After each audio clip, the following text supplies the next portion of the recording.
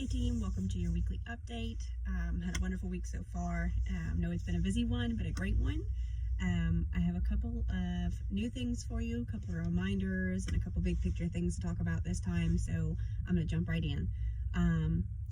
The newest kind of thing we have, small piece but important, we've been struggling having Lily get timely messages, even through the little desktop form that you guys use with the Jot form that goes straight to her email. Still kind of an issue.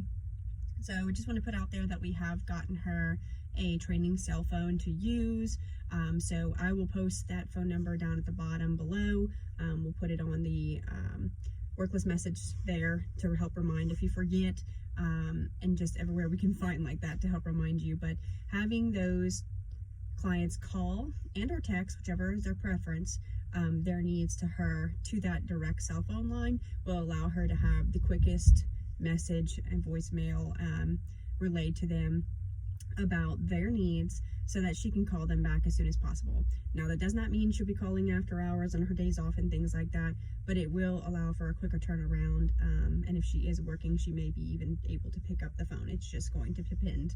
So just setting them up for expectations with when she generally works. She works from Tuesday through Saturday, so during those days of the week you should have a 24-hour turnaround time of a call back to set up anything. And also just a reminder on that while we're talking about training, no more in-home, as in the client's home, private training sessions. She'll complete the ones she had already booked out, but otherwise those private lessons will be done in-house, as in our clinic, at the playground, something like that on our campus. So that is the update on Lily and training and all things good like that. Next, we're going to move on to just some more reminders and everything. We are trying to really curb down Sundays especially. And why I say curb down doesn't mean like not see people, right? But trying to see the right visits that day, trying to set up people for the right expectations, if nothing else, that their wait times may be longer on Saturdays and Sundays and after hours at times, especially if it's for routine wellness type appointments.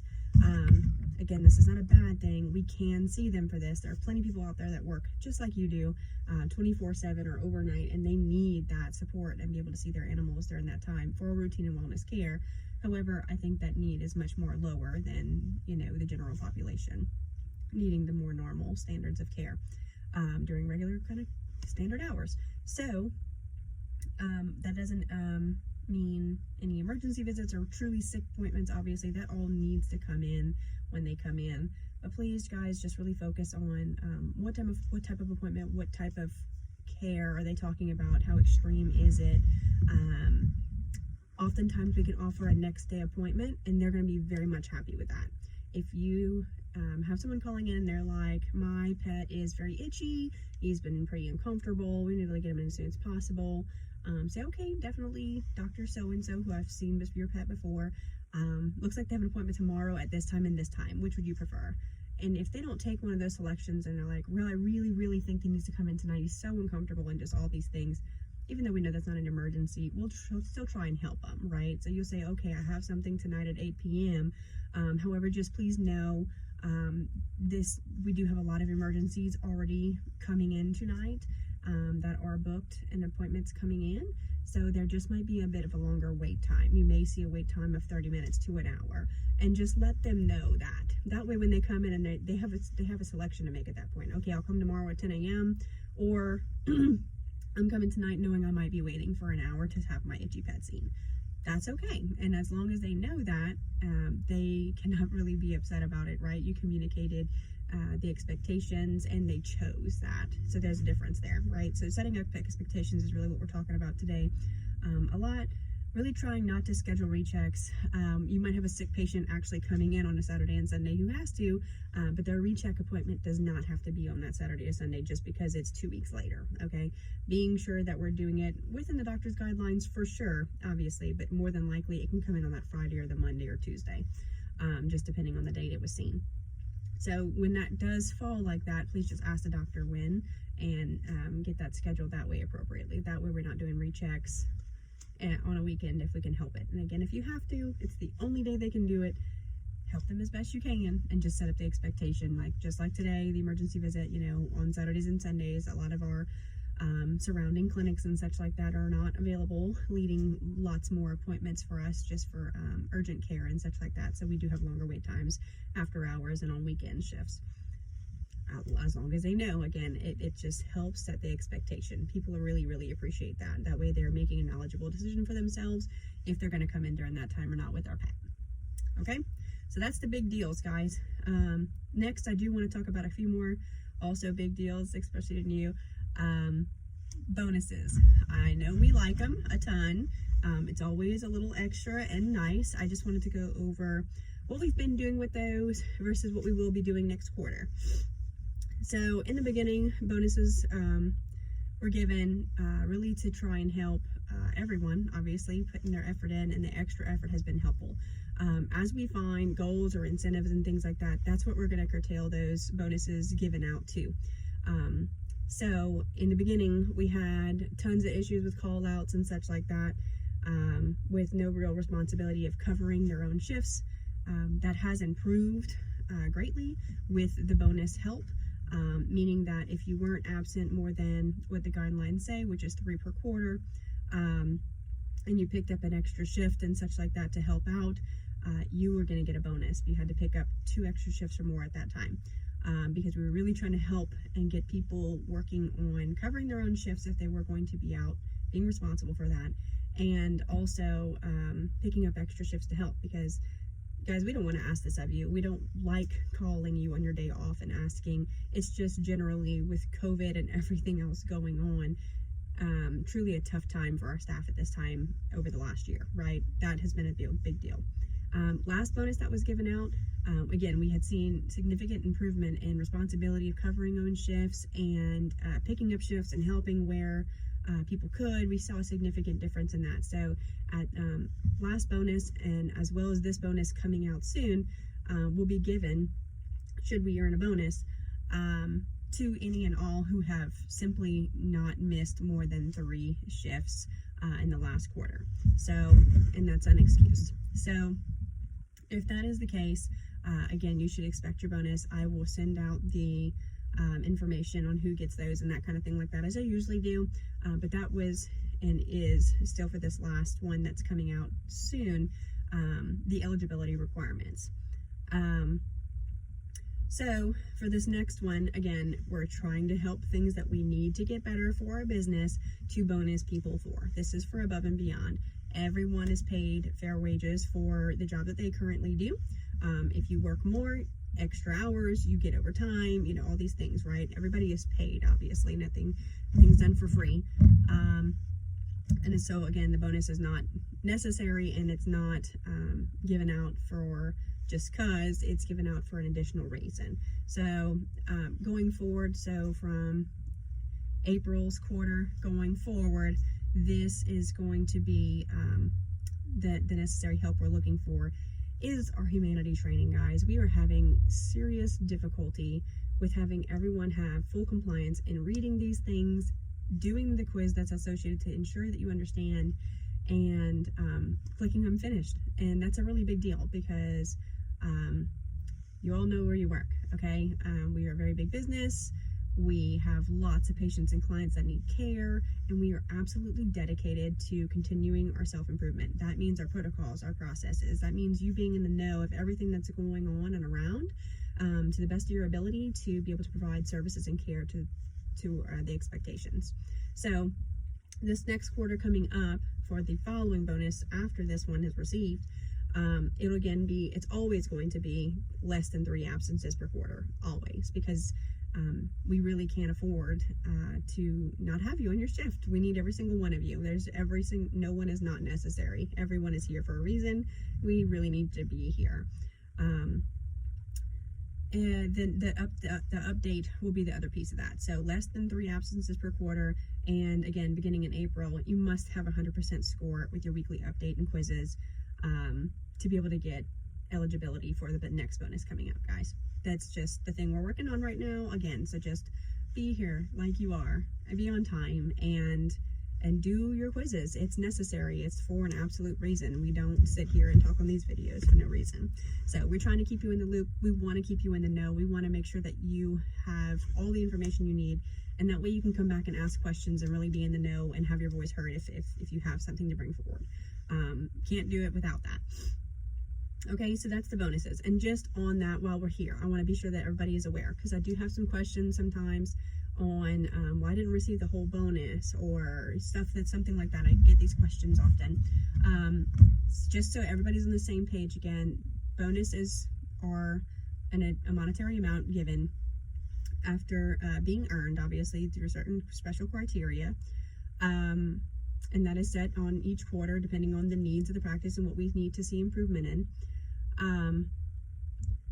I can't stop deductions, guys. It's what it is. So taxes are going to come out of that. I don't have a say-so in that. If money's being given out from a business, taxes are going to be taken. Okay, so taxes are going to be taken normally, nothing extra. But regular deductions that you have set up on your own also have to be taken. I can't not do it. There's nothing I can press stop and go on. It's just how you have it set up is how you have it set up, and that's how it's going to go.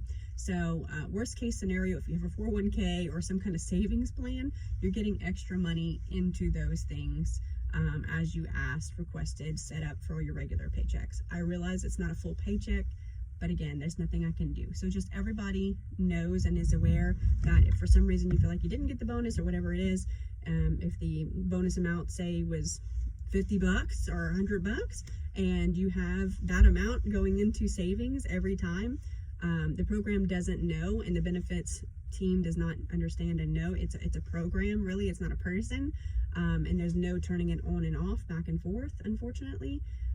So whether it's a paycheck of your normal amount or a paycheck of $100, or whatever the bonus might be, those amounts that you have set up going to your savings or 401k or whatever have you, is still going to come out of that just like it normally would of a paycheck. So just some explanation there. You still are getting your money, just might be in a different location where you have it set up going. Okay, so that hopefully will provide some clarity. Please get back with me with any questions you might have on any of these topics. Okay, I'm always available. Humanity message me, text message me, call me, doesn't matter. I'm pretty dang available. You can get me anytime. The last piece I do want to give an update on is the construction update. Again, guys, I know these Sundays are wild.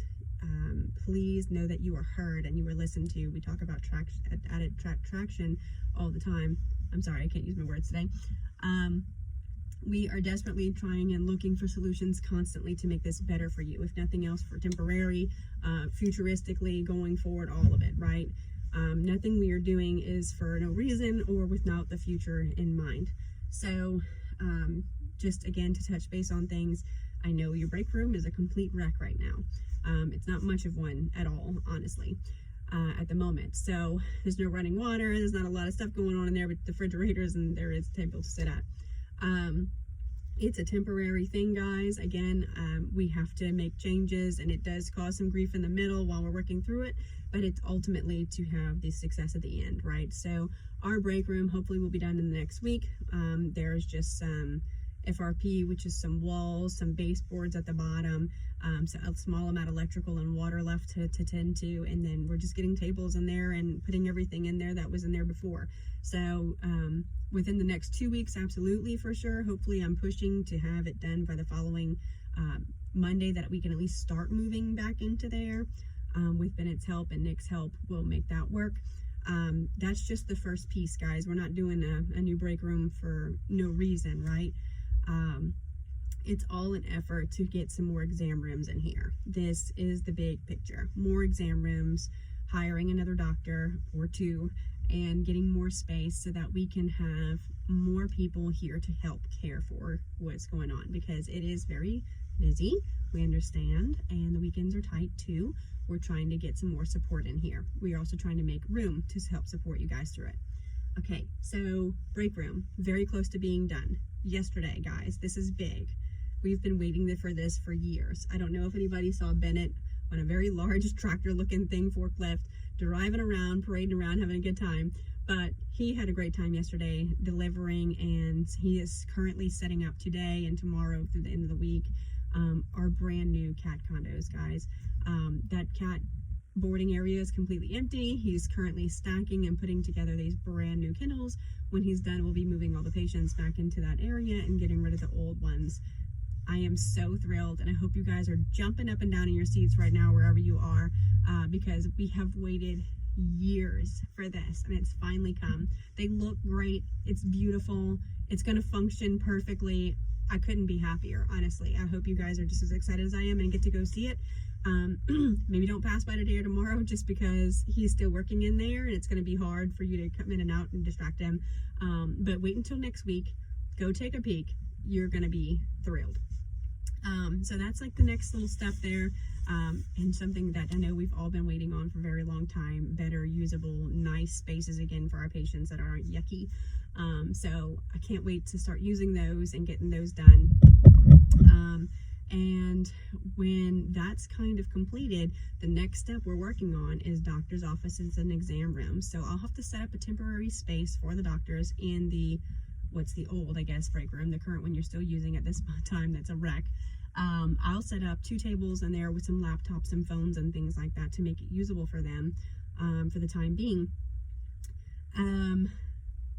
That's going to be different for a little while, and that's going to be where Bennett will be converting their current doctor's office into a different space, because there will be a hallway that leads into the back end of those 2 new exam rooms that will be in the current old break room, so that you as nurses and doctors can get to the other side of those exam rooms